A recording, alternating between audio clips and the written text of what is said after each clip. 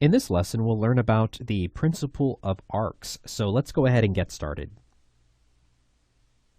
All right, so animating with arcs can give you just much more fluid results. You can remove a lot of rigidness to your animation if you think about how things move in kind of a circular path.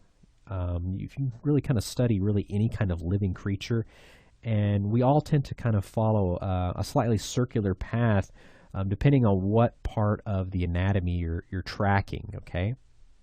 And so this is going to be something that can really kind of just, again, breathe another layer of life into your animation, much like I've mentioned with some of these other principles. It'll really remove a lot of rigidness. So we're going to kind of start off by demonstrating with this simple animation that I have here of this mouse turning his head. It's just 5 different drawings. And if I click play a few times, you can kind of see what it looks like. And so initially, to me, this makes sense, the action taking place. It's very clear and direct. I understand with my eyes that he's turning his head. However, it feels a little bit rigid. There is a drawing in here that I have placed that is kind of throwing everything off. And so you might take a moment and just kind of scrub through and ask yourself, which drawing could that be? While you're doing that, I've got a layer here titled Sketch. I'm going to turn on the visibility of that, and I'll click on this cell right here where I have that kind of arcing path drawn, and I'll also turn on onion skinning so we can see all the drawings for the mouse head. And so now it becomes very evident which drawing I probably should kind of fix or remedy. So you can kind of see the arcing path that our mouse head is following here based off of all of the drawings. And it's working pretty well with these first 2 drawings, and the last 2, it's that intermediary drawing where he's looking straight ahead. That doesn't really play well with this whole equation. And so that's what's kind of causing a little bit of rigidness. So what I would like to do is maybe tilt the head down just a little bit to kind of help it follow this arcing path. And so this is something you'll see with a lot of, animations. Just break out a video of an animated film and look for a moment where a character kind of whips its head around and kind of track maybe, the head, or maybe track the nose or a feature on the head, kind of see that path. What I'm going to go ahead and do is on this sketch layer, I'm going to start sketching out the head here underneath this drawing to kind of give you an idea of how I want this head to kind of be repositioned and kind of look.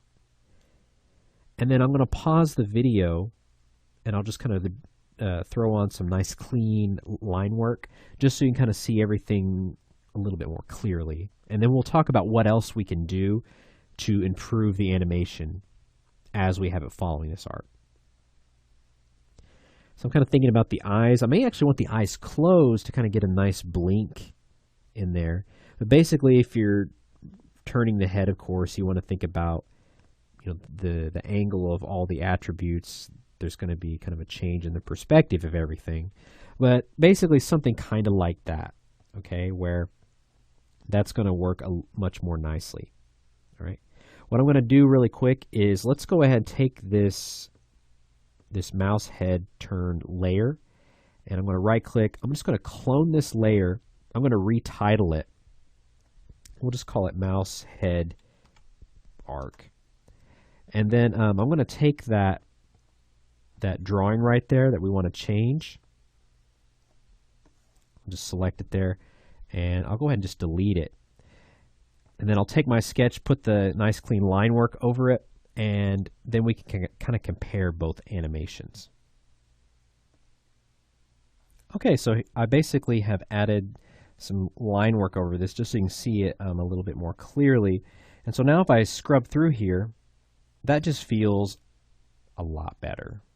Okay, and I'll go ahead and click play a few times.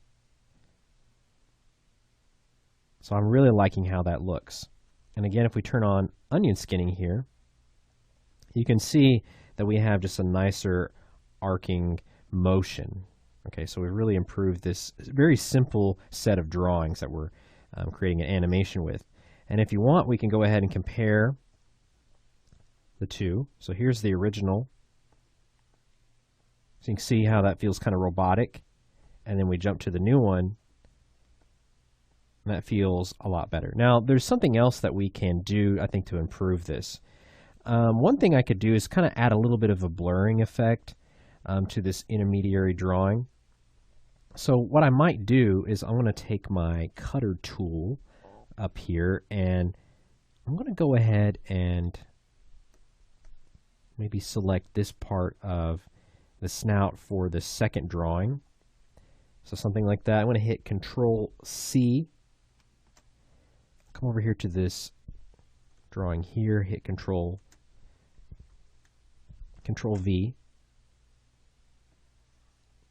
And let me take my selection tool now, kind of select that. And I want to kind of move it just a little bit. I want to kind of tweak it a little bit. What I'm trying to do here is kind of work it into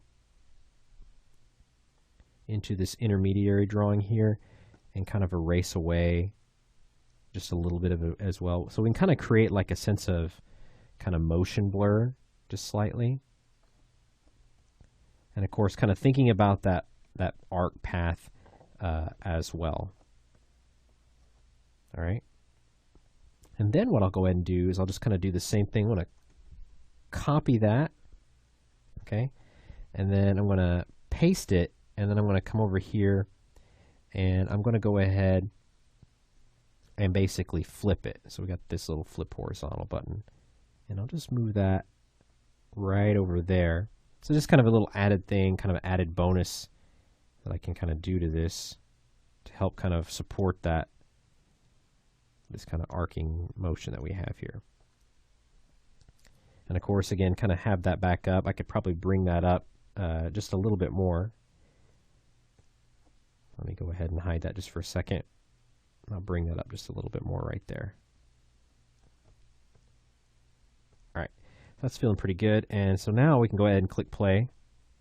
So that feels a lot nicer. All right, cool. Again, we can make another comparison. There's the original. Feels really rigid. And then there's our new one where we've really kind of considered that arcing path.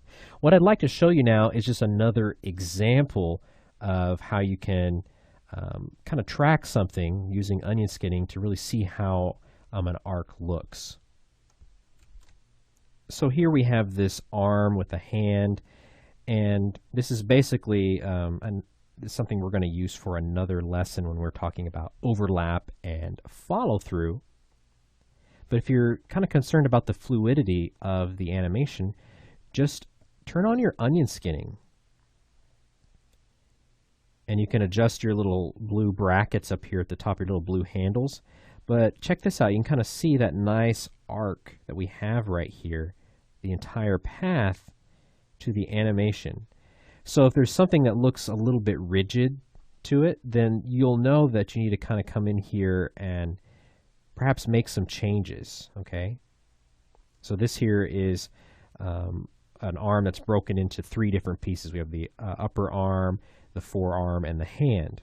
And so depending on how we've moved around and animated each one of those will affect the overall fluidity, and again, just kind of turn on your onion skinning for something like this with whatever character or object you're animating and kind of study that. This also comes back to our first lesson where I was talking about timing and spacing. If you go back and watch that lesson, you'll see again that I kind of had those 2 arc kind of paths that I'd drawn out for the bouncing ball that I was drawing to kind of follow. That way it just made better sense. It didn't feel like the ball was jumping from side to side in the air. So arcs are very beneficial and very helpful in just getting more fluidity out of your animation. All right, so we're going to go ahead and go on to our next lesson, which will be talking about just overlap and follow through. So stick around and we'll catch you then.